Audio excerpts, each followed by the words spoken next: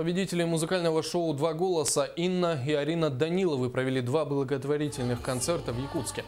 Мама и дочка представили новую программу, зрители увидели яркие номера, узнали неизвестные подробности закулисных баталий и прочувствовали все сложности, с которыми пришлось столкнуться конкурсанткам.